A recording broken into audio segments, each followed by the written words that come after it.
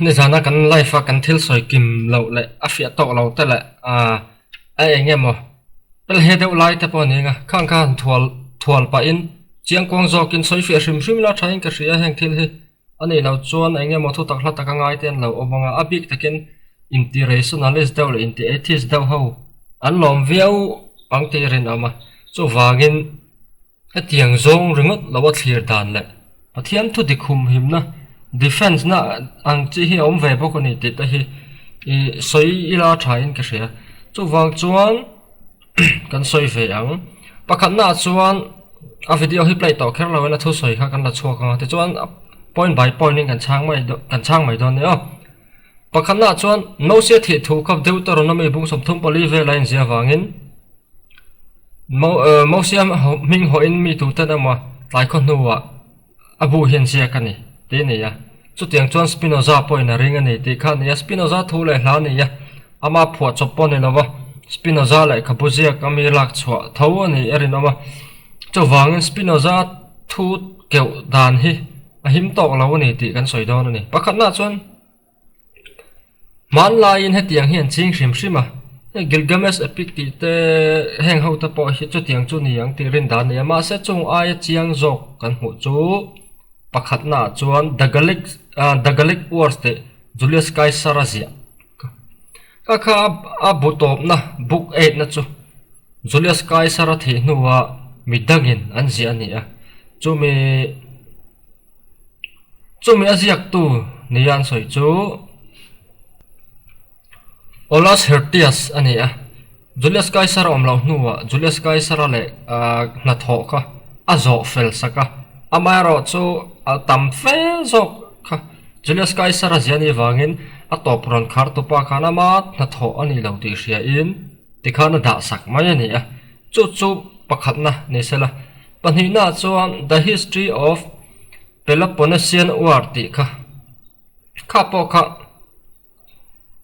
thiusi de de sa zia ani a laklo dawa to pa chumi nuwa mi in an ram khom sak le an ram khom a top laklo lai chun jom saka a na khan zo fel saka te chuan a to pa enge niang small edition ti mai cheten bela aziak to chungchang la enge mo top khana na lo man sak ringot khan thilom zia chu chung chuan kha le khabu kha mi te zia kha ni lo ka Julius Caesar zia ni lo ti lama kok lo renga a top an lo khar sak chau ti na ni tlem te in chung tiang chu man la yan chin dan kha ani renga chu wangin na tiang hi a koi zonga lak tur om lo chu ti ni chuanin Bible po chu enta ila Deuteronomy bung som thum pali amosia thi thu in ziak hi thilmak ani na om lawa chu chuan tora hi mosia zia ani lo ema chu tiang kha tiang ti zonga nem he na tur kha apai lo hrim man layan chin dan kha lo ni version pa renga chuang che chuan mosia thi nuwa khan Joshua emo tu ema chuan mosia thi thu te le enge mo kha a top khana na mangin khang le kabu mosia ina akal san ta ka kha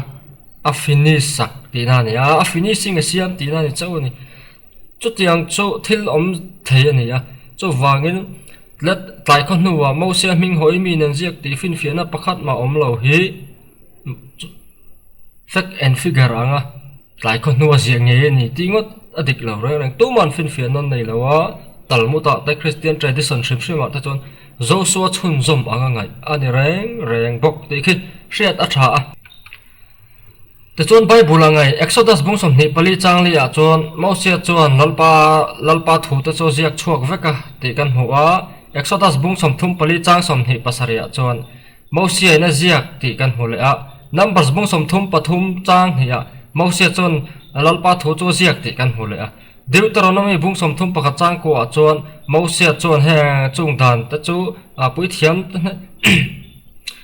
pui thiam ta hena pek turang che te chu aziak ti kan hule a Deuteronomy bung som thum pakhat vek chang som ni pali a chuan Moses chuan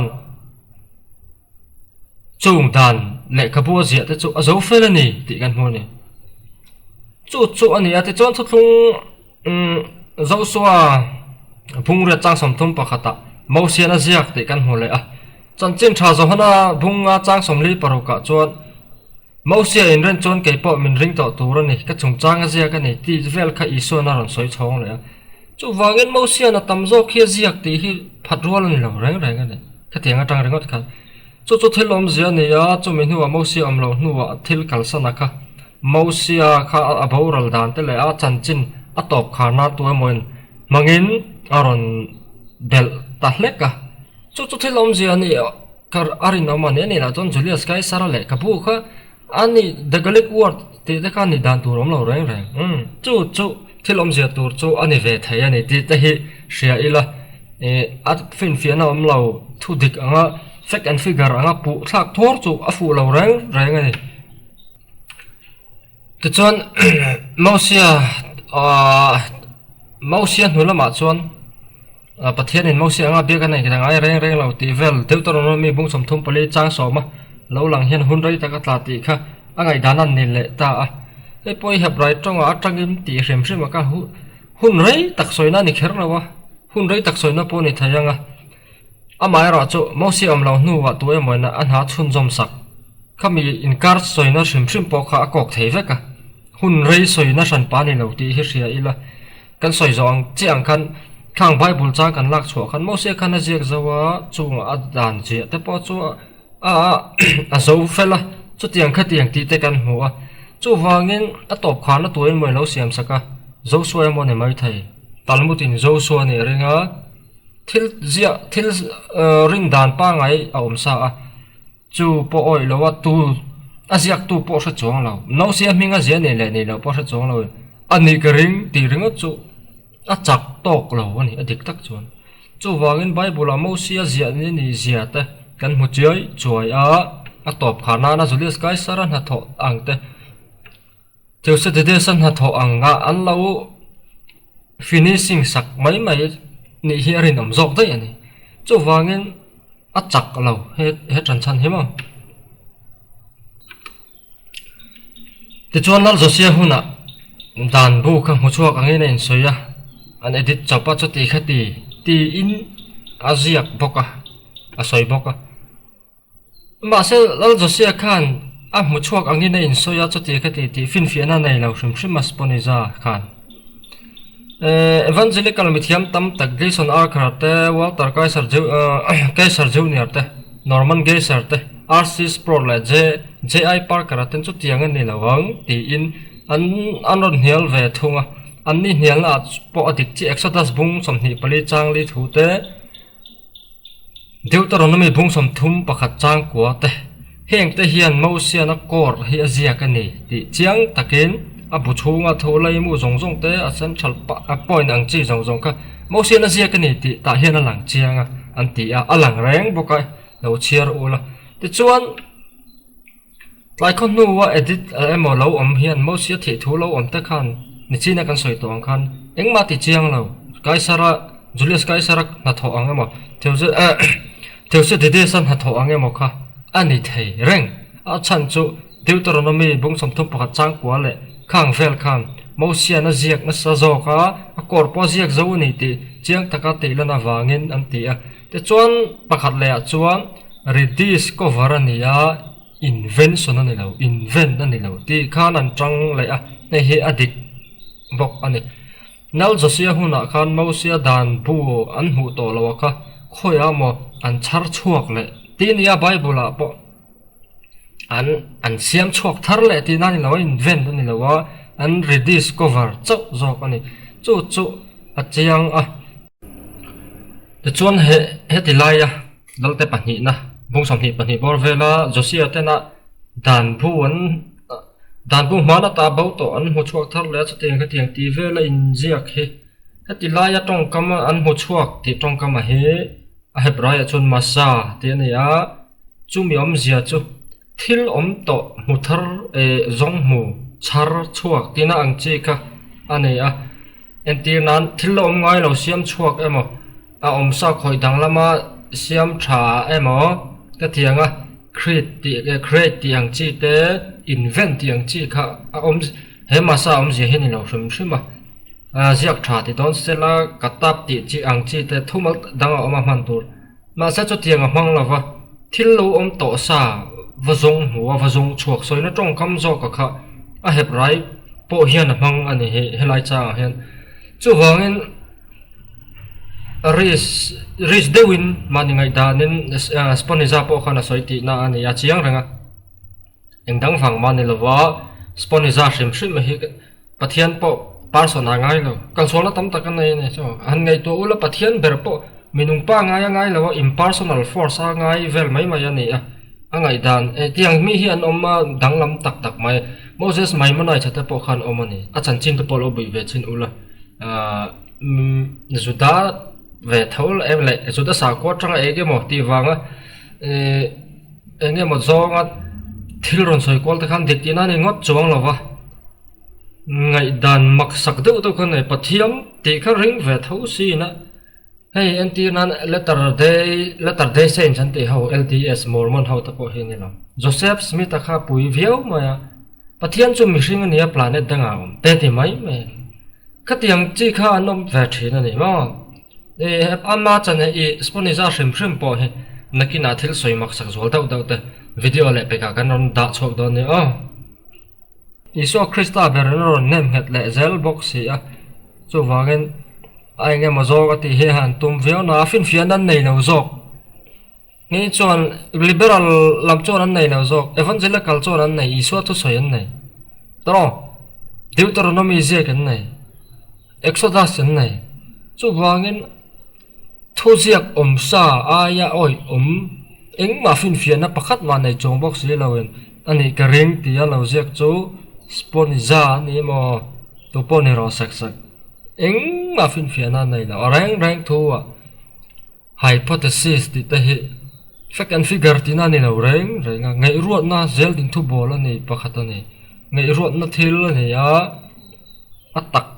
la fin fia po ni lo ani a chung tet ani laya mi ngai dan thu tak la tak anga soi pop hi a thalo version pa sim bok te kha kan soi ka yange te chon pakhat le chuan Spinoza khan version chungchang po kha ati kanaron soi chu ti kha ti a kan video khan om to sa thona a kan chunjom le zo yang ma Genesis bung somni palia kan hu kan tia chang somli pathuma le chang somni paruka te kana oma malama betula tia nulama alma ti in rebeke ka soi le maya chu wangina context a zirin man thai ti hi chiang sa a nial ngai na lo ani bible na manga chumi ti lo chon zero ma han pu chu tlai kon hu mama in ka shea a zero ma pian ve ma in ka usan pa apostolic father Ignatius of Antioch anti khan let Ephesian hau ne la le kha thona te khana ziak to Justin Martyr and first apology a virgin pa lo ziak to a virgin ani ti khan mari chungchang khan lo ziak to Tertullian na ziak ka Irenaeus na ziak boka Irenaeus po in against heresies ti khana ziak ka ti chuan Tertullian na po in a ziak ka ti chuan ko san pa tam takin an ziak ani chung chuan ni ati chuan luka na ziak boka LXX in luka te zong pian ma isu po pian ma in LXX berin Parthenos te in Varzin ni yashia in tiang khana lo da to ni LXX chu Hebrai thu thung lui Hebrai Bible Greek tong le len ni a chu BC jan hi somnga bor ve lamo ni mai theya kum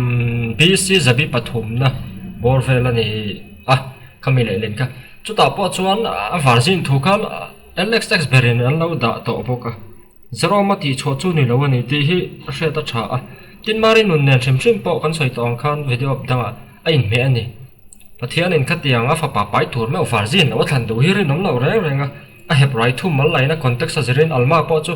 nula thiang lim Varzin ti na ningal te top lo ma sala a context a zerin pasal nei ro to mai chiale Varzin soina na mang ve ani chulai chu Genesis a cho lo po kan huwa amaro chu Genesis kha a chiang le zo le ma en ti na ni ro che Rebecca chu betula ti a soi zo nu loka alma ti le mai tro chu thilom zia alo ni zo kan ti lai kha hria ta thakop maya kan soi non le shim ani chu